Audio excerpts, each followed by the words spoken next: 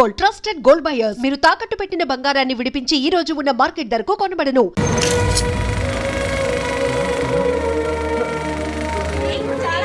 నీ చేతుల్లో పెట్టడానికి పెరుగుతున్నాను.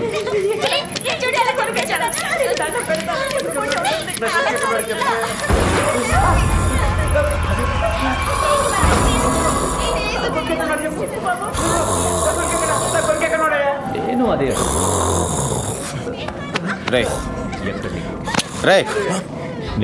ఏరా ఇంకా సినిమా అవలేదుగా, పంపలు అంటుకున్నట్టు లేపేందుకు? నీ గురక్క నాకు డైలాగ్ వినపట్లేదు.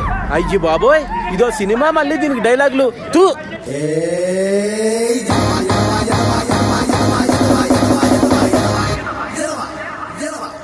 ఒరేయ్, ఈ సినిమా చూసాక నాకు వెంటనే నా దగ్గర ఉన్న కత్తి తీసుకుని అర్జెంటుగా హైదరాబాద్ వెళ్ళి సినిమా తీసేయాలందరా. ఒరేయ్, నువ్వు జీవితంలో ఇప్పటి వరకు కెమెరా కాదు కదా, దూరం నుంచి షూటింగ్ కూడా చూడలేదు, ఎలా తెస్తారో సినిమా? ఒరేయ్, నీకు బాడీ ఎదిగింది కానీ బుర్ర ఎదగలేదురా. ఇప్పుడు మనం వ్యవసాయం చేస్తున్నాం అనుకో, వ్యవసాయం గురించి మనకు తెలుసా? కూలోడు వచ్చి కూలి పని చేస్తాడు, బ్రోకర్ వచ్చి ధాన్యం అమ్మేస్తాడు. ఈ మధ్యలో మనం చేసేది ఏంటి? ఆజిమాయిషి. ఎస్, వాళ్ళు చేసేది అదే. ఇప్పుడు మనం టీవీలో చూస్తున్నాంగా, షూటింగ్లో టీవీల ముందుకు వచ్చి అందరి మీద అజమాయిషి తప్ప ఇంకేం చేస్తున్నారు వీళ్ళు? అవునరా, నాకు తెలియక అడుగుతున్నాను. ఎవరి దగ్గర అసిస్టెంట్గా చేయకుండా డైరెక్ట్గా డైరెక్ట్ చేశాడని నువ్వేం రాంగోపాలవర్మా? రామ్ గోపాల్ వర్మ. చెప్పుకోక ఆడి గురించే చెప్పుకోవాలరా. అదేంట్రా, శివ లాంటి గొప్ప సినిమా తీసాడు కదా. శివ గొప్ప సినిమారా, కాదంట్లా, కానీ టాలెంట్తో తీసాడా. మరి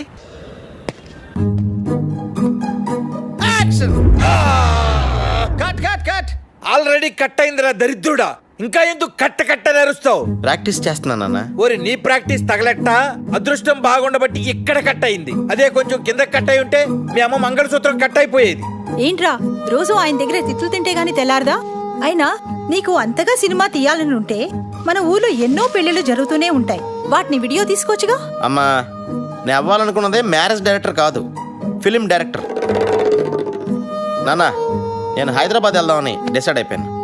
నేను రాసుకున్న నాయకి సినిమాని తీసి గాని వెనక్కి తిరిగిరాను. అవునరా, నువ్వు హైదరాబాద్ వస్తావని, నీకు డైరెక్షన్ ఛాన్స్ ఇద్దామని అక్కడ ప్రొడ్యూసర్లు అందరూ దండలు పట్టుకుని రైల్వే స్టేషన్ లో క్యూలో నుంచున్నారట. టీవీ 9లో చెప్పారు. నా ఎమోషన్స్తో ఆడుకోకండి. ఏంటండి, పిల్లాడితో కొంచెం జాగ్రత్తగా మాట్లాడండి. ఏంటో అవి సరేరా, హైదరాబాద్ వెళ్తే నువ్వు ఎక్కడుంటావు? మన ఇంటి వెనకాల ఉండేవాడు గుర్తుందా? సుబ్రహ్మణ్యం. ఎవడా సుబ్బిగాడా? ఆడు హీరో అవుదామని వెళ్ళి 6 ఏళ్ళు అయింది. ఇంతవరకు హీరో కాదు కదా. దూరదర్శన్ పందుల పెంపకం కేంద్రం ప్రోగ్రామ్ లో కూడా ఎక్కడ కనపడలేదు. నాన్న, ఆడు హీరోగా ఛాన్స్ వస్తేనే చేస్తానని చెప్పి ఆగాడు. ఆడు చెప్పాడు, నువ్వు నమ్మావు.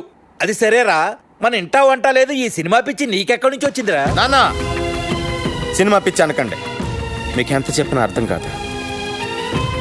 ఏ రోజైతే వెండి తెర మీద కథ, స్క్రీన్ ప్లే, దర్శకత్వం అప్పలరాజు అని నా పేరు పడుతుందో ఆ రోజే మళ్ళీ నేను ఇంటికి తిరిగి వస్తాను. It's my challenge.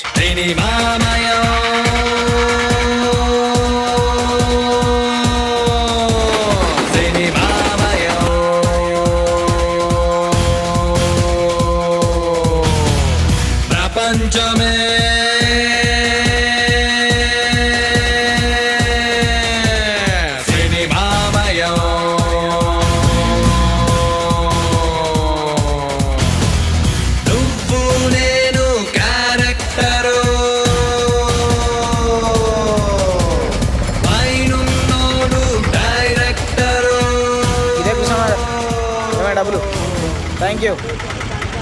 ఏమండి, ఇక్కడ సుబ్బుడు అని నా ఫ్రెండ్.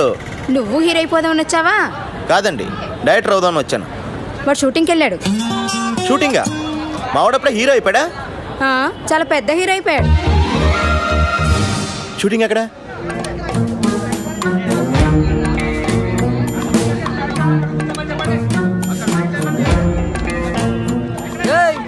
ఎవడరా నువ్వా? ఏం పని ఇక్కడ? హీరో గారి ఫ్రెండ్ని. నువ్వెవడరా? అయ్యి బాబు, హీరో గారి ఫ్రెండ్ అండి. నేను ఇక్కడ ప్రొడక్షన్ బాయ్ అండి. రండి సార్, రండి. రే కూర్చుతారా? రే చూసో ఈ సార్కి. సార్ చూసి థ్యాంక్ యూ. నేను బాబుకి చెప్పేసి వస్తానండి. అలాగే.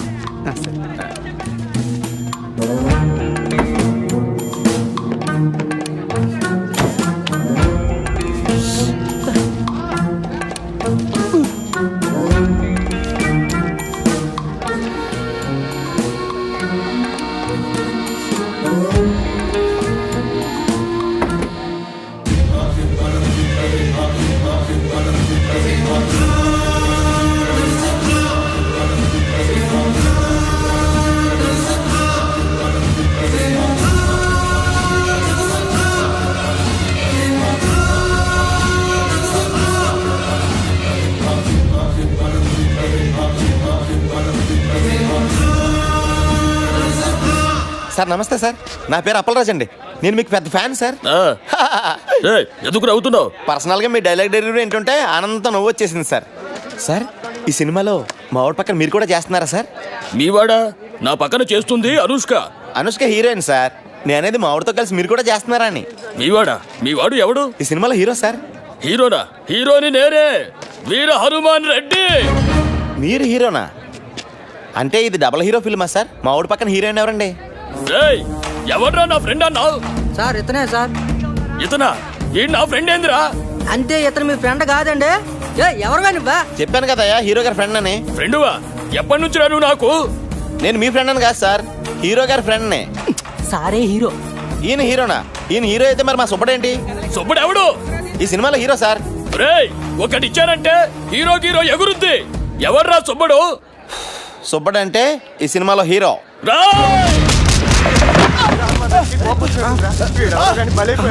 హీరో ఫ్రెండ్స్ కి అసలు వాల్యూ లేదా? ఊరికాని ఊర్లో ఒక్కనే చేసి కొడతారు. అమలాపురం అని చెప్తాను మీ పని. సినిమా బయటింగ్ అనుకున్నా. సినిమా ఇండస్ట్రీలో నెగ్గుకురావడం చాలా కష్టం అని రంభా థియేటర్ వెనకాల సిగరెట్ కాల్స్తూ చెప్పానా లేదా? హీరో వేషాలు వేస్తారని వచ్చి కోతేసాలేంట్రా? ఆర్టిస్ట్ ఉండేది ఫేస్ వాల్యూ కదరా. నేను స్క్రీన్ మీద కనిపిస్తే హీరోగానే కనిపించాలి. అప్పటిదాకా ఫేస్ కనిపించుకున్న వేషాలని తప్పదు. ఫుడ్ బెడ్ గడవాలి కదా. మొన్న ఎప్పుడో పూరి జగన్నాథ్ నేను హీరోగా పరిచయం చేస్తున్నాడని చెప్పావు కదరా? అన్నాడు. మధ్యలో వాళ్ళ తమ్ముడు దూరాడు. మరి రామ్ గోపాల్ వర్మ నీకు బ్రేక్ ఇస్తాడని చెప్పావు. ఆ మధ్య ఏదో జేమ్స్ కొత్త శివ 2006 ఫ్లాప్ అయిన తర్వాత కొత్త వాళ్ళతో సినిమా తీరని చెప్పి బాలాజీ మీద కొట్టేశారంట. అది సరే, నువ్వేంటి ఇలా వచ్చావు? నేను డైరెక్టర్ అవుదామని డిసైడ్ అయిపోయాను. నీకు ఇంకా సినిమాలు పిచ్చి తగ్గలేదా? డైరెక్టర్ అవడం మామూలు విషయం కాదు. డైరెక్టర్ అని ఓడికి సినిమాని అర్థం చేసుకునే సున్నితమైన మనసుంటే చాలురా. మాయా బజార్, దేవదాసు, చల్తీ కా నామ్ గాడి, జేమ్స్ బాండ్, అడవి రాముడు, శంకరాభరణం ఇలాంటి గొప్ప గొప్ప సినిమాలు చూసిన తర్వాత కూడా వాటి నుంచి నేర్చుకుని ఇంకా బెటర్ సినిమా తీయలేకపోతే నేను డైరెక్టర్ అవడమే వేస్ట్ రా. నీ కాన్ఫిడెన్స్ చూస్తుంటే నేను హీరో అవ్వకముందే నువ్వు డైరెక్టర్ అయిపోతావు అనిపిస్తుంది. థ్యాంక్స్ రా. కానీ ఈ సినీ మాయ నగరంలోకి ఎంటర్ అవ్వాలంటే ఓ పెద్ద లాకేస్ ఉంటుందిరా. రే, ప్రతి లాక్కి ఒక కీ ఉంటుందిరా. నాలాంటి ఎన్నో వేల కీలు దాంట్లో దూరలేకపోయారా. నా దగ్గరున్న నాయకి స్క్రిప్ట్తో ఆ లాక్కు కొత్త కీ తయారు చేస్తాను. రే,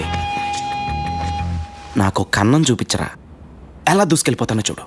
ఈరోజు సాయంకాలం కొట్టుకుందరా సినిమా ఆడియో ఫంక్షన్ ఉంది. దానికి 2 పార్సలు సంపాదిస్తాను.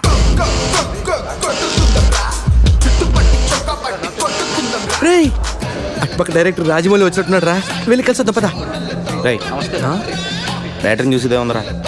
అబ్బో, వచ్చాడండి పెద్ద డైరెక్టర్. నువ్వు ఎక్కడే ఉండు, నేను వెళ్ళి చిన్న గోలీ వేసి వస్తా.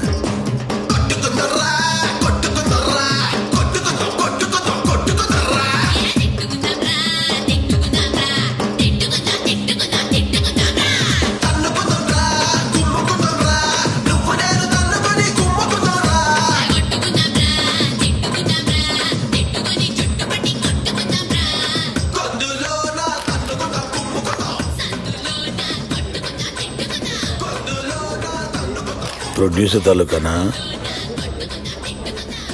కాదండి, నా పేరు అప్పలరాజ్ అండి. మా ఫ్రెండ్తో వచ్చాను ఇక్కడికి. మీరెవరు? రాకీ. అంటే మీరు ప్రొడ్యూసర్ అండి? ప్రొడ్యూసరా? సురేష్ బాబు, అరవింద్, దిల్ రాజు, ఎంఎస్ రాజు, వాళ్ళందరికీ నేనే. సారీ సార్, మీరెవరో తెలియక అలా మాట్లాడాను. పర్లేదు సార్, మీ గురించి ఎప్పుడు ఎక్కడ వినలేదండి. కనీసం మీ ఫోటో పేపర్లో టీవీలో కూడా చూడలేదండి. నేను దిగితేనే కదా నువ్వు చూసేది.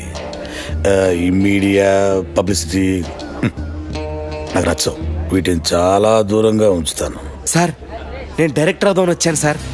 నా దగ్గర నాయకి అని ఒక గొప్ప ట్రాజడీ కథ ఉంది సార్. అది heroine oriented subject sir. Sir, మీరు కనుక కథ వింటే దేవదాస్ కంటే గొప్ప ట్రాజడీ కథను ఒప్పుకుంటారు సార్. కథేనయ్యా సినిమాకి ఇంపార్టెంట్. సూపర్గా చెప్పారు సార్. సార్, అమలాపురం రంభా థియేటర్లో సినిమా చూస్తున్నప్పుడు నా నమ్మకం కూడా ఇదే సార్. సార్, నాకు ఇంకో నమ్మకం కూడా ఉంది సార్. ఈ ఎంటర్టైన్మెంట్ సినిమాల్ని ఇమీడియట్గా ఆదరిస్తారు జనం, కానీ ట్రాజడీ సినిమాల్ని ఎప్పటికీ గుండెల్లో పెట్టేసుకుంటారు సార్. వాటికి లాంగ్ లైఫ్ ఉంటుంది సార్. సార్, నేను రాసిన నాయకి స్క్రిప్ట్ కనుక మీరు చదివితే దేవదాస్ సినిమాలో ట్రాజడీ కంటే గొప్పగా ఉందని చెప్తారు సార్. చదవండి సార్. సార్ మీరు చదివాక నేను మళ్ళీ మిమ్మల్ని ఎప్పుడు కలవను సార్. రేపు పొద్దున్న వద్దు. మహేష్ బాబు వాళ్ళ ఇంటికి లంచ్ పిలిచాడు. ఎల్లుండి చెన్నై వెళ్ళాలి. రజనీకాంత్ పిలిచాడు. ఇప్పటికే 2 నిమిషాలు పోస్ట్పోన్ చేశాను. నువ్వు పని చెయ్యి, సాటర్డే గలు. నేను ఇక డైరెక్ట్ అయిపోయినట్టారా? నాకు రాఖీ గారు అపాయింట్మెంట్ దొరికేసింది. రాకీ ఎవడరా? ఎంఎస్ రాజు, దిల్ రాజు, అల్లు అరవింద్, సురేష్ బాబు వీళ్ళందరికీ వెనకాల ఉన్నది ఆయనే. వాళ్ళ ఆఫీస్ బాయా? ఆయనే వీళ్ళందరికీ బ్యాక్గ్రౌండ్ రా. ఆయన లేకపోతే వీళ్ళు లేరు. ఆయన పేరు ఇప్పుడు వినలేదే. ఆయన కొంచెం మీడియాకి పబ్లిసిటీకి దూరంగా ఉంటాడులే. అల్లు అరవింద్, సురేష్ బాబు అంటున్నావు. ఎంత దూరంగా కనీసం పేరు కూడా విన్నా. ఎవడరా నువ్వు?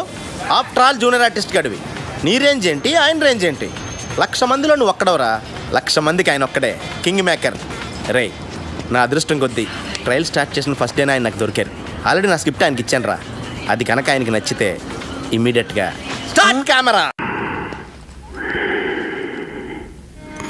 Super super super.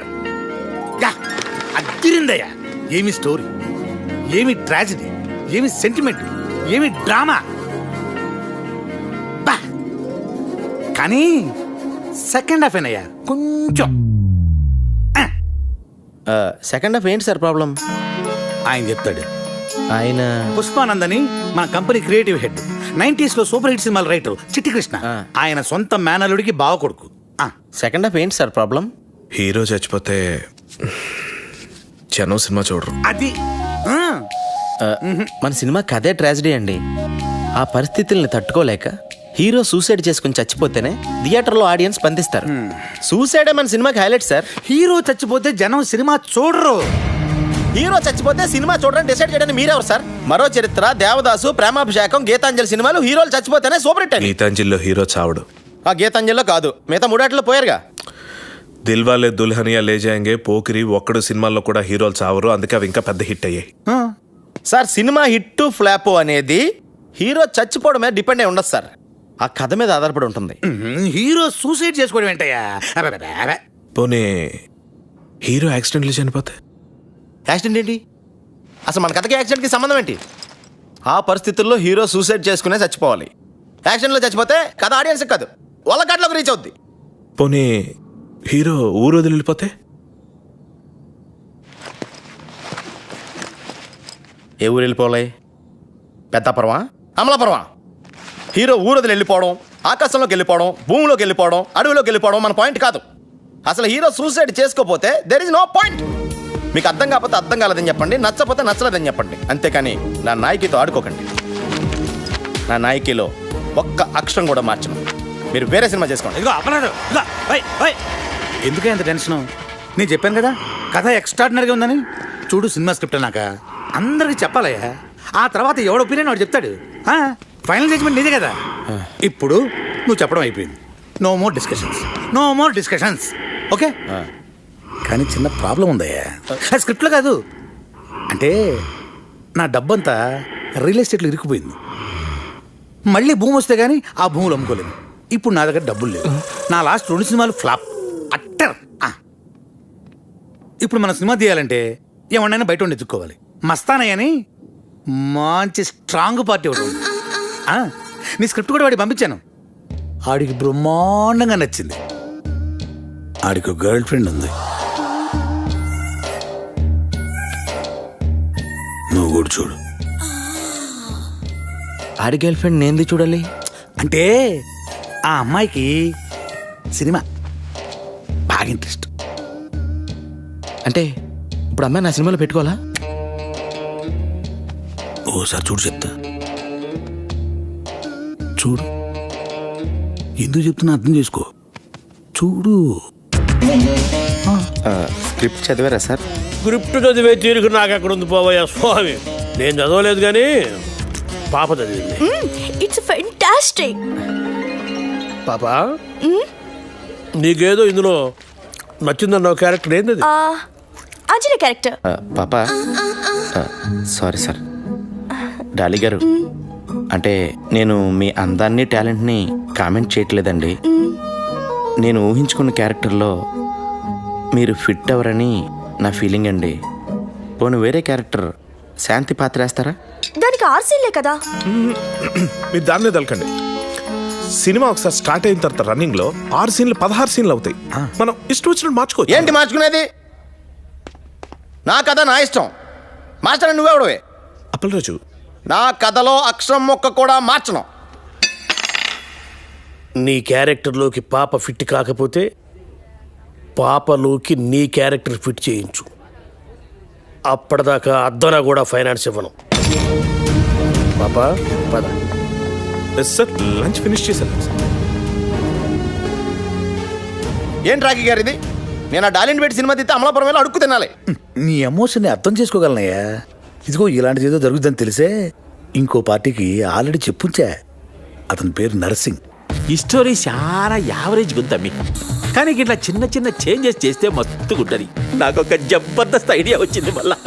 ఏంటంటే నీ హీరో పెయింటర్ కదా, ఆయన చేతిలో బ్రష్ బిక్కేసి ఆయన వెళ్ళే కెమెరా అయ్యి కేల్కతా. కెమెరానా? కెమెరా వేస్తే అరే భాయ్, ఫోటోగ్రాఫర్ అంటే ఏం చేస్తాడు? ఫోటోలు తీస్తాడు. నీ సినిమాలో మస్తు మస్తు పూరీలను పెట్టు, వాళ్ళకి చిన్న చిన్న షెడ్డీలేసి వర్షంలో పెట్టి ఫోటోలు తీపించు. ఇక మన సినిమాలో కార్తనే ఉంటది.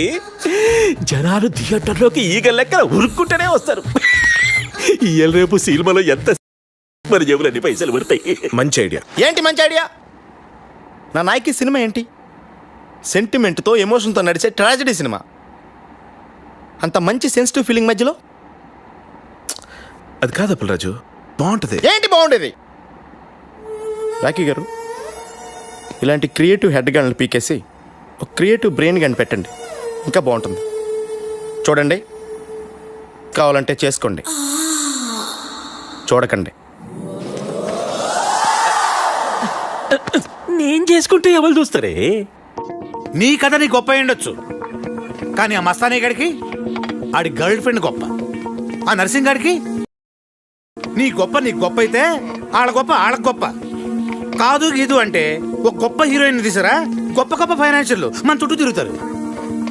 స్టార్ హీరోయిన్ కనిష్క ఎలా ఉంటుంది మన కథకి? బా సూపర్. కనిష్క గ్లామర్ స్టార్ కదా, ఎందుకు ఒప్పుకుంటది? ఇంటర్నల్ గా నేను విన్నది ఏంటంటే అమ్మాయికి గ్లామర్ పాత్రలు బోరుకొట్టి ఏదైనా అవార్డు వచ్చే పాత్రలు చేయాలనుకుంటుందంట. Very good. కనిష్క మంచి ఊపు మీద ఉంది. ఒక్క ఊపు ఊపిందంటే గొప్ప అయిపోతుంది అంతే. Oh my god, you were mind-blowing, baby. బాబు గారు, మీ ఎక్స్ప్రెషన్ సూపర్. థ్యాంక్స్. అది మా తాతగారు 179th ఫిల్మ్లో శ్రీదేవి నడుం పట్టుకుని ఇచ్చిన ఎక్స్ప్రెషన్. నాకు తెలుసు బాబు గారు, మీ బాడీ లాంగ్వేజ్ కూడా మీ నాన్నగారి 50th ఫిల్మ్లో యూజ్ చేసిందే. మీరు ఒప్పుకున్నా ఒప్పుకోకపోయినా మీ తాతగారి కన్నా మీ నాన్నగారి కన్నా అన్నీ మీకు ఎక్కువే. అదే నా magic touch. Hello madam. Madam, మీకు బాబు గారికి మధ్య లవ్ అఫైర్ ఎంతవరకు వచ్చింది మేడం? Don't be naughty. అసలు బాబు గారిని ఇండస్ట్రీలో లవ్ చేయనిది ఎవరు? Everybody loves him. ఇంకా అఫైర్ అంటారా? Well what can I say, media creates gossip. ఇండస్ట్రీలో ఈ బాబు గారితో తప్పితే మిగతా ఏ బాబులతోనూ మీరు ఎందుకు యాక్ట్ చేయరు? జిమ్ లో వర్కౌట్ చేస్తుంటే చూసి రికమెండ్ చేశారు. I see. Well here's my first preference.